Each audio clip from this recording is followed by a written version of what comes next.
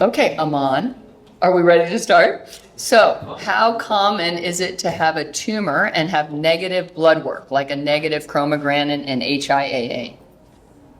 All right, so great question, by the way. One of the things that we struggle in neuroendocrine oncology is a very reliable diagnostic blood-based biomarker. Okay. Now, we have good tests.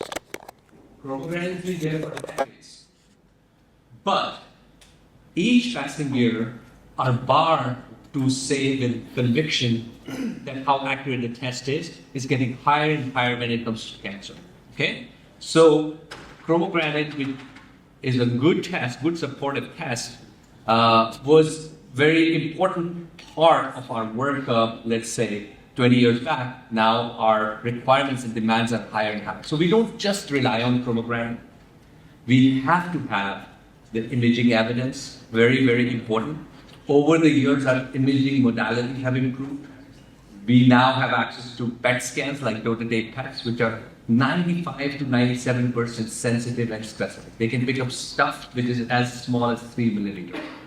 But even sometimes they miss things, right? So it's a joint effort, and the most important thing is history, right? So sometimes patient gives you history. Hey, doc, I'm flushing, I'm having diarrhea, I'm symptomatic. And then you have to tune in the history and the examination and get the appropriate test. So if somebody's carcinoid syndrome, presenting with symptoms, and you check the urinary 5-HIA or serotonin levels and they're elevated, then yes, we do take that seriously, okay? And that's an important clue. So really, there's no single test that can diagnose it all. A standard case would be, we see the tumors on the scan, we do a biopsy, that's the gold standard, okay? But the blood test, unfortunately, you have to put it in the right context. Blood test by itself is not diagnostic, unfortunately, but they are an important piece of our management and diagnostic work. Was that excellent? I really wasn't. It was diplomatic, and I wasn't really even listening because I was going over. However, we are working on newer diagnostic blood tests, okay, which make GAP very, very sensitive and very accurate way to monitor and detect the cancer and follow them up. So stay tuned. I think we're working on that. One of the blood tests I'm personally investigating called HPG-AD in different clinical trials. There's another one called NET test. So there are a lot of blood tests now available. So every year we are making incremental progress. So stay tuned, guys. Okay, and we do not have Andrew on the thing, Bob. Okay, so I'm going to answer the Marsala question. So after a TASE procedure, how long do you have to lie still? It's up to 4 hours. Now they have different closure devices, and if anyone's got a really nice closure device, it's going to be Andrew Marsala. And then in some places you will have interventional radiologists that go through the arm. So one of our interventional radiologists actually prefers that, and then you don't have to lie still at all. They don't use a bladder catheter, and now the nothing by mouth in advance of a TASE procedure, I think it used to be nothing to eat after midnight, but now with the whole Asheville, North Carolina fiasco and IV fluids in this country, now all of a sudden we're revamping that, and apparently you can drink up to like 4 hours before the procedure, and even they have you drink some electrolyte formulation even 2 hours before the procedure. So it goes to show you whatever we were doing was completely antiquated, and we don't even do it anymore anyway. So up to 4 hours, depending on the closure device, no bladder catheter, and the nothing by mouth is okay. So how about, do you have a one of those fancy MRI PETs? He's in his bougie Miami office. Okay. So someone has a question. I'll read the question. Regarding the PET CT machines, which now have the CT MRI component of them, they are really nice machines. And so you can get both your MRI and the PET. So of my patients from Indiana, where they have that, some of my patients from Georgia, we just get that. We do not get individual MRIs and PETs. Do you have that, and what do you feel what's your experience with those MRI or the CT fusional PETs that are actually like, I don't know, you get both with the same quality? Right. I think it's a great technology. So when we talk about PET scan, right, it's a functional molecular imaging, right? But it also has an anatomic component. That's the CT part of it. Some patients, we need that accurate anatomic information that the tumor's size is growing. In certain location, MRI is just more superior as compared to CT scans, and vice versa. Like lung, I'm very happy with the CT scans. So it's a good technology. There are places in Miami with access to it. When I talk about Miami, my practice basically encompasses 8 hospitals, which are the University of Miami itself, and then all the regional hospitals, because that's the next program that caters to whole South Florida. So we do have these access to these bougie technologies. Now, is it mandatory? Should everybody get the PET? No, absolutely not. You don't need it. But in the right patient, if you have access to it, your insurance covers it, and there's no additional financial toxicity component to it, for sure, get it. I think for the right patient might makes sense. It's not a deal breaker if you don't have it. Majority of patients in the US will not have access to that. So you don't lose too much. But if you have access to it, go for it. It's just like proton therapy. We have access to that in Miami. But should every patient just get proton and not conventional radiation? No. So I think it's good to have. It's like whole body PET scanners, right? Very few places in the US has a whole body PET scanner, so from head to toe. You don't really need it. You don't miss a lot in the legs in terms of bone metastasis. So it's one of the school toys. If you have it, that's good. But if you don't have it, I don't think it's a deal breaker or you're going to miss a whole lot. No, you just have to get them because we don't have that in the entire top, except if we count Georgia in our southern states. But the images are beautiful, and it does keep us from having to do it. But it just means that we have to do the PET. And then we end up having to do, for whatever reason, it may be a high-quality CT scan of the abdomen with contrast, because that technology you're almost required to keep up to date. So every hospital is going to have a really good CT scanner. MRI is a little bit because they're super expensive, so that's a little bit plus minus. You just need to get more individual tests in order to get all the information. But those exams are really nice. I would like to comment with the introduction of AI into the medicine. These technologies getting much faster as compared to previously you had to wait a long time to analyze all that imaging data. With the AI softwares, the time for processing these imaging data is getting much tighter. So implementing PET MRIs, which are very time consuming, in the near future get even more quicker and quicker. And the one thing I like about CT CAP or chest abdomen pelvis is quick in and out as compared to MRI or for that matter PET scans. These things might evolve with the incorporation of AI image processing. Okay, we didn't even let Rachel give a talk before we're going to ask her a question. So, but the thing is that we can then maybe in the second Q&A maybe go into some things that are relevant to our talk. But I do think this comes up not infrequently. And when your program is lucky enough to have a nutritionist in their outpatient clinic that is readily available to patients, either new patients or patients coming in, it really is nice. So this comes up all the time. Specific vitamin or mineral supplements are there any particulars for NET patients for optimal health? And are there any things that you wouldn't suggest taking? And then where you sit on the whole idea of where I think dietitians tend to end up just pushing the over-the-counter, off-the-shelf Ensure Boost Glucerna, and nutritionists tend to push maybe some of the more holistic dietary behavior modification. So where do you sit? There are some identified nutritional deficiencies in patients with depending on a lot the hour section and what pieces may be missing, and their job was to absorb B12 and other B vitamins. Sometimes we can identify a niacin deficiency. We would look at that before supplementing anyone with that, and there are signs and symptoms of both deficiencies that your physician will be looking out for. So if we don't have a deficiency in that, it's not necessary to supplement. A lot of times if we're taking other medications, we may not want 5,000% of the daily value of something to either cause problems or just your body doesn't need it. So sometimes even just a plain multivitamin can cover you if you feel like you're not getting enough in your diet orally.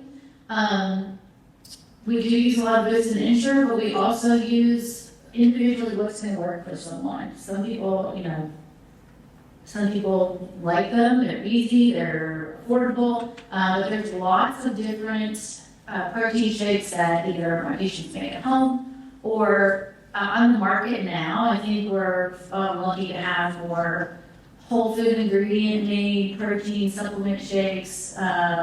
There's lots of different brands, so it's kind of whatever's going to satisfy my patient's individual need, or if there are common allergens in some of these supplement drinks. So it's not, it's not one fits all. Yep. And then what is your belief? So when someone's coming in, maybe they're struggling with some of the malnutrition associated with a midgut or whatever. What is your feeling when it comes to the readily available Ensures, Boost, Glucerna versus my whole initiative for the South is I want to get a grant so that I can buy everyone a Ninja Bullet and then find some of the things that you could make it in your house under like people that would be able to almost make a concoction that is really more relevant to what they're doing. Personally, I think that neuroendocrine patients struggle with residue. And so therefore, residue is the stuff that keeps the apple. So I tell people if you bite an apple, that it takes a lot of intestinal integrity to break down the residue in that apple. And so it can just generate diarrhea. So residue is what looks the same coming out the backside as it goes in your mouth. So the blender breaks down the residue. So a smoothie is still going to give you the residue, which is very good for your intestinal health without having as much strain on your intestine. So how do you feel? Is that like totally quack job? She's like, no wonder. Make sure the Ninja Bullets are made in the US. I will definitely do because I think they're going to be really, really expensive tomorrow. And I can guarantee they're not. I have a perfect world and everyone has time and can have all those ingredients on hand. Yes, I would love everyone to be able to make their own smoothies. The blending process does break down the fiber. Cooking fruits and vegetables breaks down the fiber, makes it more easily digested. I don't think that it's wrong to have booster insurance, so if we have to get higher calories and protein, or even if you're using that and mixing it with other food ingredients at home, we do want, real food that helps our gut health and promote your digestion and your well-being and thriving and energy levels. But I don't necessarily discourage the booster insurance. Okay, I will, so it says to me, please elaborate on, and it's not grade migration, it's grade migration, GRADE, not GRAVE. So there are really two terms that we use. There is mixed grade and there's grade migration. Grade migration means that you have followed someone over a period of time and certain tumors are behaving differently than other ones. And so what happens when we take a biopsy is it's almost like saying, okay, Johnny, your behavior is going to represent the behavior of this entire school. And we know that Johnny's behavior, good, bad, or ugly, is not representative of an entire school. So a lot of the decisions we're making are going to be off of a biopsy. But it's not like we don't look at scans and we look at sizes and things like that. So grade migration is when you follow someone over time and certain tumors look like they are behaving differently than other tumors. So you believe that one has developed survival mechanisms so that if I were to biopsy that one, it would probably have a higher Ki-67 grade than you had originally. Mixed grade, on the other hand, can be very complicated. Mixed grade means that at diagnosis, all of the information is suggesting that maybe this isn't all low grade because this PET scan is showing mixed avidity. You have a very hot tumor over here, a hot tumor in the bone, but a lower avidity, and a lower avidity means that you are losing the receptor that we target, whatever. And so mixed grade is where if you need to better understand it, you will often say, oh, hey, I don't need you to do the one that's like super duper hot over here. I need you to biopsy the one that is not as hot because we will usually, not always, we will usually, if not always, treats the higher grade. So, because that's going to be the biologic behavior that drives it. So grade migration means that we follow you over time, and somehow the cells have worked away survival mechanisms that are giving him a biologic behavior that is higher, that is more aggressive. And then mixed grade means that at diagnosis or anywhere along the thing, you've got some that are low, some that are high. Okay, and then for me, a non-net specialist surgeon even consider or discuss the pros and cons of a classic Whipple versus a pylorus. I think if you go to an HPV surgeon, they should discuss with you the differences between the two. I think that that is a very common discussion that we have. There will be differences of opinion. Some people will gravitate towards a pylorus sparing versus a classic Whipple. And so I don't think that all the time they're going to just say, oh, in my practice. Well, if in their practice they don't have the same delayed gastric emptying that we have, I'd be like sign me up then.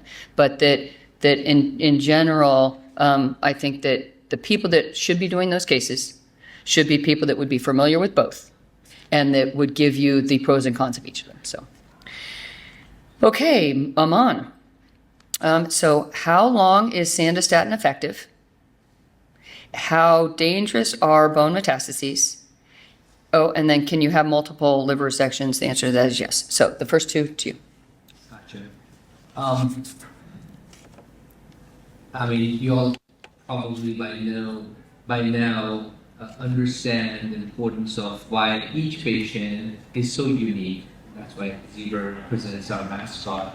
There's no two zebras have same stripes. No two patients are similar. They can have, I have two grade 1, same P67 index, but have a completely different behavior in terms of tumor growth rate, response to different treatments. So it's very difficult to predict how long would somatostatin analog with sandostatin lanreotide work. I can tell you from my personal experience, as well as some of the key leaders in the field. Last year I was one of the meetings, and Dr. George Fisher showed one of his case, 18 years on SSA with stable disease, right? So you have the whole spectrum, right? It's very difficult how long a drug would work. Eventually, the reason why we say that none of our treatments, unfortunately, are curative, we know at some point in time the cancer may develop resistance to the drug. We call it tachyphylaxis. The drug stopped working for various reasons. Either the cancer cell outsmarts us, finds another mechanisms to continue to grow during their growth, be it mTOR pathway, VEGF pathways, or we are still trying to understand why sandostatin or lanreotide would stop working. Is there downregulation of somatostatin receptors or other mechanisms? But we know eventually each drug, or each therapy for that matter, arguably even surgery, has a shelf life. It sort of holds the disease before the disease manifests again, right? So it's a marathon, not a race. So that, how long would that drug work? It varies, and we, from prospective data, we know on an average, most patients will at least benefit for a few years, right? Some maybe even less, few months. Some several years to few decades. So it's very difficult to predict. There's just no way. The only way to know is start the medicine and do a surveillance scans, and that would kind of guide us if it's working or not. What's the second question, Mary? One was the I've already put it away. Can you be on SSA? How long? How important are bone nets? Yeah. The three commonest places where these tumors like to go: liver, number one, lymph node, and bone. Of course, it can go anywhere. We've all seen weird metastases in eye, brain, heart, you name it. But by far, the three commonest locations are liver, bones, and lymph nodes. For me, the liver is the most important. It's a vital organ. So it's very important to hold the cancer from growing there, preserve liver, because eventually why our patients get in trouble is from liver failure. And then there is nothing much we can do at that point, maybe outside of liver transplant in some select scenarios. But the other two locations may not be life-threatening, but very important to control. Lymph nodes and bone. The issues with these sites are usually tumor burden or volume related, or where's the size. So if you have a large bone met, which may cause pathological fracture, it may be a very quality of life impacting event if that happened in the spine. and may patient not be able to walk or do some neurological functions.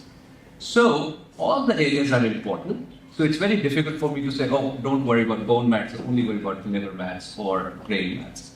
All the areas are important to control and have a good systemic control or holistic control of the disease. But bone mats are important in terms of priority. They might not be imminently life-threatening. You can still survive, they may cause bone pain. It's important to it. They can lead to fracture. So it's important to keep the bone health in the perspective and make sure if there are a lot of bone mats, there are medicines to strengthen the bone to reduce phosphonates. That would be my take on that. Yeah, and then since you brought it up, and there was a question on transplant, so transplant is a very highly regulated field of medicine, and so but there is an indication. So that is allowed in the United States of America. There is an indication for the use of liver or multivisceral transplant for patients with metastatic neuroendocrine. If you're just talking about the liver, it was usually historically used in people that were actually not succumbing to the cancer itself. They were succumbing to the consequences of the treatment of that cancer over a long period of time. I think we are strategically just a lot smarter now. So I think where we used to see that, I think we're just a little smarter now, so we are probably using liver transplant less. But miliary disease, where you got grains of rice and they're all over the place, liver-directed therapies, Marcelo didn't go into the nuances of that. That is very difficult to treat because you try to treat a grain of rice, well, you're obviously going to hit the thing next to it, which is going to be functional liver. So there are indications for liver transplant. It is absolutely allowed. There are very patient-selective, issues to do it, and then there are not every site is going to be comfortable with it, and so transplant is a national market share, meaning that you can cross state lines and get transplant services. You can be listed on more than one list. We have, I think, sent the vast majority of our transplants, liver transplant or multivisceral, to Miami, the Miami Transplant Institute, who he probably has the largest experience in either liver only or multivisceral transplant for metastatic neuroendocrine. Now, obviously, liver only, you're saying, hey, isn't that what Steve Jobs had? Yeah, that is exactly what Steve Jobs is, and it didn't really work out for him. But I think there are a lot of particulars about that case that we kind of hear about or whatever, and you're like, well, that wasn't a good idea. As part of it was just like saying, hey, maybe that wasn't exactly the best indication for it because they were not removing all measurable disease at the time of his transplant. So yes, and so thank you for bringing it up. Okay, so and so now there are a bunch of things all about sort of this whole little grade migration thing that I'd like to set off. So the idea, so we have so many things that are coming down the pike, like including now new therapies, just FDA approved, like cabozantinib. So when do you, over the course of time, decide to rebiopsy? And then I think that people, in my brief conversation with at least one patient, I don't think people understand the value of next generation sequencing. And I do believe that I think some of us that deal in the world like neuroendocrine day in and day out, we have probably a much lower threshold for sending next generation sequencing. I want to say I probably send it on the majority of G3 well diffs and above, because that's when you can test the genetic material of the tumor that would guide potential therapy and the relevance of some of these questions. So it says, should a biopsy done a second time after years of months? And so when would you decide to rebiopsy someone? And then it says when that tumor should be retested for grade or staging. Like, what are your thresholds for rebiopsying or really not so much restaging because we follow you for a long time, but rebiopsying, and what is the value of that in that? I think that's a great question. Again, there is no common law set in stone that that's what you have to do. As a clinical trialist and a scientist who study these cancers and employ a lot of newer trials, I'm always eager to get an opportunity to relearn that individual patient's cancer, how it's evolving with time. I do feel, at least at a theoretical level, there's value in rebiopsying and understanding has there been a grade migration, change in the genomics, etc. But I also don't advocate that everybody needs to do it, Because anything that I suggest that needs to do, I have to show that this intervention is cost effective in making changes in patient outcomes, right? So patients who get re-biopsy and genetic tested, etc., that these are leading to meaningful changes and changes of treatment and management, and patients are doing better with that approach. We don't have that data. So I acknowledge the weakness is that we should not, as blinded, say everybody at progression should get biopsy, but theoretically it makes sense. The tumor grows, there is clonal evolution. The cancer changes. We know there's already enough published data that when you sequence and biopsy patient, it's not uncommon that grade 1 patients now a low grade 2 or low grade 2 patients now higher grade 2. So the things it can evolve with time. For me, the clear thresholds to re-biopsies is there a clear change in the biology of cancer. So a patient who was having very slow growing indolent tumor for years, all of a sudden, one of the tumors doubled in size. That's not a clear, this clear change in the pattern to the tumor growth rate. Something happened there. Oftentimes when that happens, I re-image with PET scans as well. And especially in the PET scan, DOTA-avid lesions now is photopenic. That means there is less somatostatin receptors. Kind of gets my antennas out even more for a concern if there is a significant change in the biology. Cancer definitely needs to biopsy that case. And I've seen where the tumors change from low-grade tumor to higher-grade tumor. I've also seen that's even super rare, but a well-differentiated tumor convert to poorly differentiated carcinoma. That's very rare.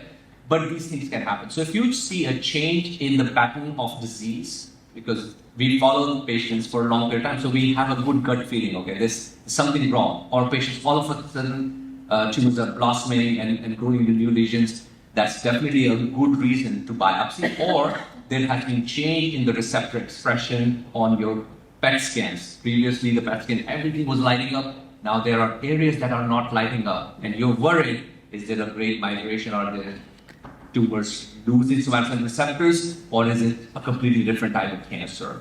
So those would be definitely clear indication to do re-biopsy, and if you have luxury to do genetic testing, maybe. I agree with Dr. Manuccio. For high-grade tumors, grade 3, I have low threshold in doing genetic testing. Maybe the data suggests about 7 to 8% hit rate with finding a targetable mutation or high TMB status, etc.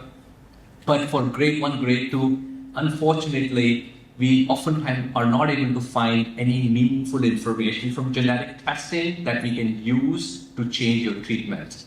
That doesn't mean in future we might not find more targetable mutations. I like to do genetic mutation testing on all the patients, but we are an academic center. We are also learning from each case, but that's not my routine recommendation for all the places all over the country. I don't think it's value for money for low-grade tumors. For high-grade, certainly. That's my practice. Oh, no, absolutely. And then he brings up a good point, because I think that we've never really had a talk here about some of the genetics. So we call it genomic testing when we're doing it on a tumor, and we call it genetic testing when we're doing it on like a person. But that there are innumerable biotech companies that do that, like the souped up version of the 23andMe type thing. So another reason would be if a clinical trial is trialing a drug and that drug needs a target, oh yeah, they would have to rebiopsy to make sure you actually have the target of the drug. And I do believe that all of those drugs that now we're hearing about during the Super Bowl Sunday or whatever, the immune modulation drugs or the drugs that are targeting specific mechanisms, is that we wouldn't have routinely actually biopsied people or looked at those mutations. And I think what we're finding is in the higher grade tumors, some of those survival mechanisms have targetable things. It's not a lot of them, but that in lower grade tumors, it's not. That's just not the survival mechanism that they use. So we don't need that information. So then in grade migration, where we think that something's turning into an ugly cousin, we're like, oh, I think we should test that one because there may be a drug. But clinical trial, I can imagine, would be another one where someone would likely have to have a rebiopsy or have your biopsy retested to make sure that you actually have the target. Okay, not wanting to leave Rachel, out, because we really don't know what you're going to cover in your talk, but that I will say that people will come in and there's a lot of information, and then there's some misinformation on the internet. Go figure.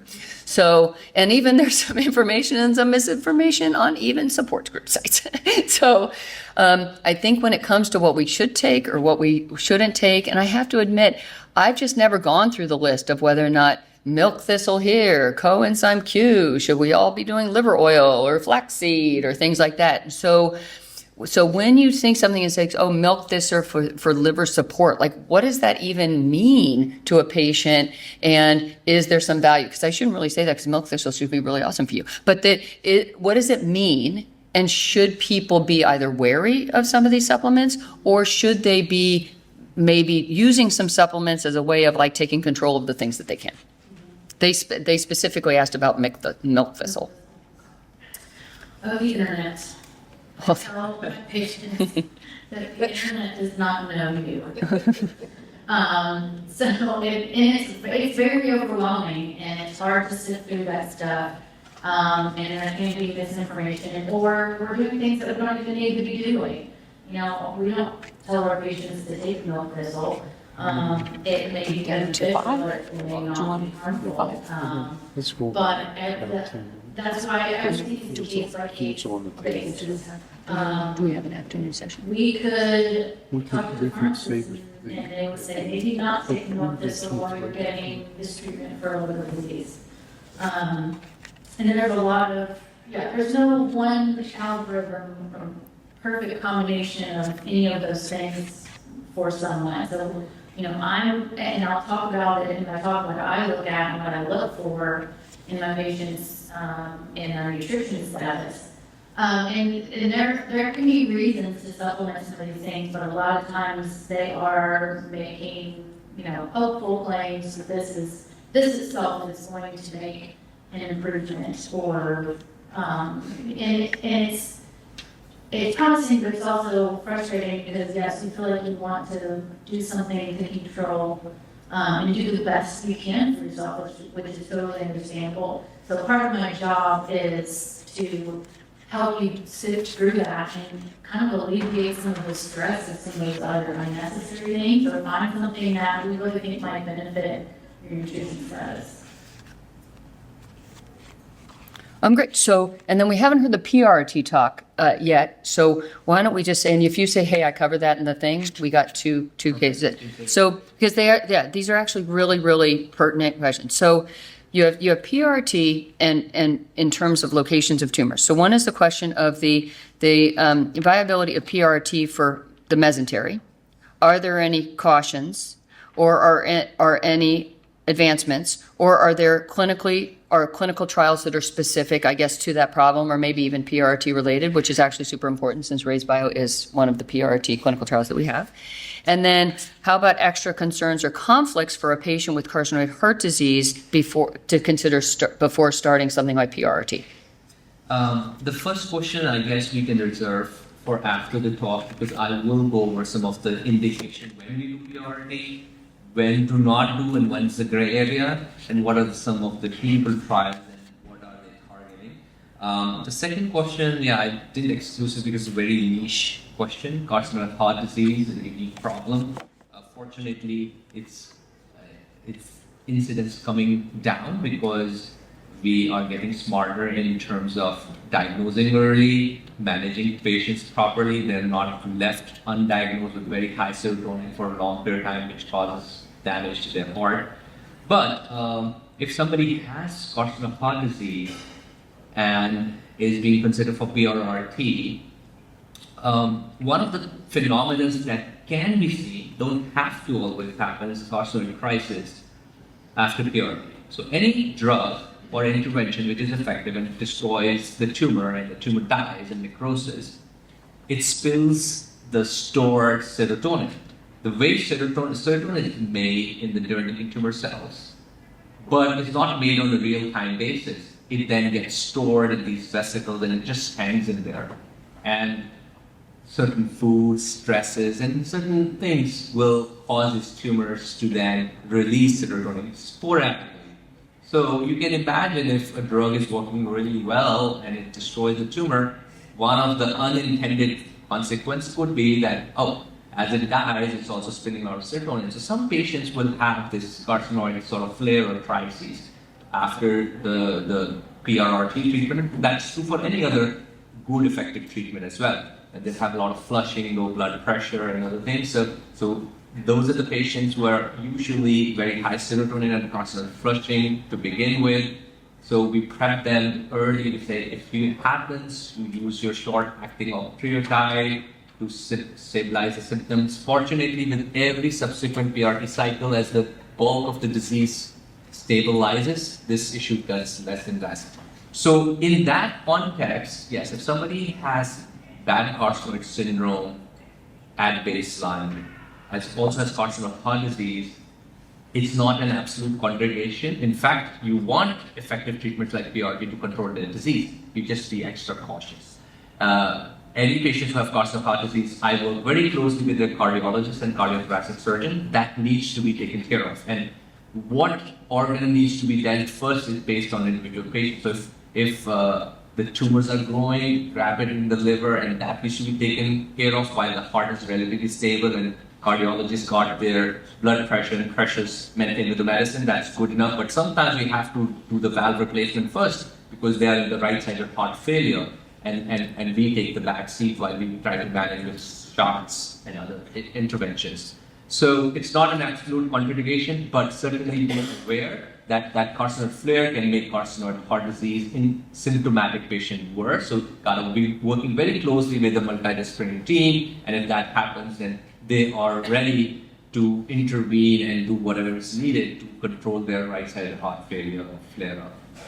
Yeah, and I would agree. And for people with significant elevated serotonin levels, people with significant carcinoid syndrome, you can go into carcinoid crisis. You can get a urinary tract infection. It tick you off, and you go into carcinoid crisis. And so I think that we will probably get a dozen calls because someone rolls in to the emergency department in shock.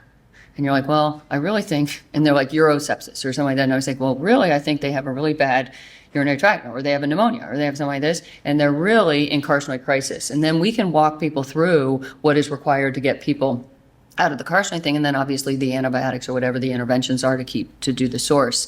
And then the one other thing with PRRT and what you have to think about really doesn't happen very often, and because it's so rare, it's probably not relevant to anyone in this room, is you can get metastatic neuroendocrine that involves the muscles and the globe of your eye. And can you imagine, before we had these really highfalutin PET scans, we would be giving PRT in certain sense on an Octrea scan, which is like some little like really kind of low def image, and we're like, and then you get the copper, the gallium scan, and you're like, oh, there it is. And so we will routinely, if people have head and neck involvement, we will get ophthalmologic exams. We have had people with transient vision loss that have gotten PRRT. And then we have the ophthalmologist see the patient because there are obviously targeted radiation that they can give that is very precise because they do it for other, types of things like ocular melanoma or something. But that the heart, I've given to PRRT with pericardial involvement and not had a problem, but then obviously and then so lastly, before lunch, so why don't surgeons always remove extras such as the gallbladder, appendix, ovaries, or uterus? Well, I guess because we don't consider them extras. We consider them valuable organs that the Lord above has given us.